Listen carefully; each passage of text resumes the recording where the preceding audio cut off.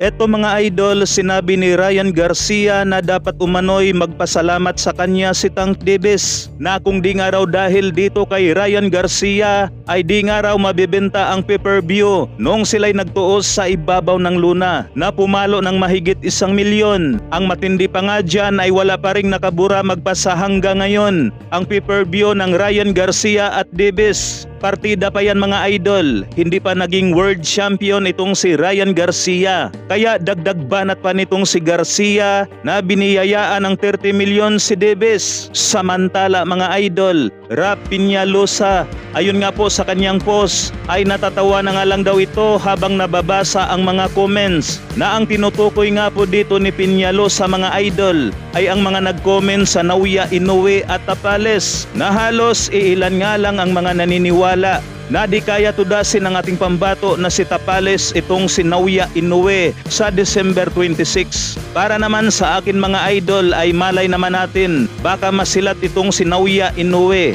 Alam naman natin sa mundo ng pakikipagsalpukan sa ibabaw ng luna na may tinatawag nga po dyan na kontrapilo. Malay naman natin na mahihirapan itong si Naoya Inoue sa ipapakitang style nitong si Tapales o di isang history ang maiuukit ni Tapales na siya ang maging kauna-unahang Pinoy ang maging undisputed champion sa kasaysayan. Habang kasabay naman sa balitang ito na sinasabi ni Rap Peñalosa na kung ganito ang galawan ni Nonito Donaire noong sila'y naglaban ni Inoue, may chance daw talaga siyang manalo sa The Monster. Pero wala mga idol noong naglaban si Nonito Donaire at Naoya Inoue ay may edad na si Donaire sa mga panahong yon na 37. Noong sila naman ay nag-rematch ay may edad na 40 itong si Donaire. Kaya lalong naging walang pag-asa na manalo kay Naoya Inoue. Samantala mga idol, dagdag pag-amin nga po nitong si Yokinori Ogone sa channel ng Isine Boxing. Kauna-unahan nga raw siyang nakatikim ng suntok mula kay Casimero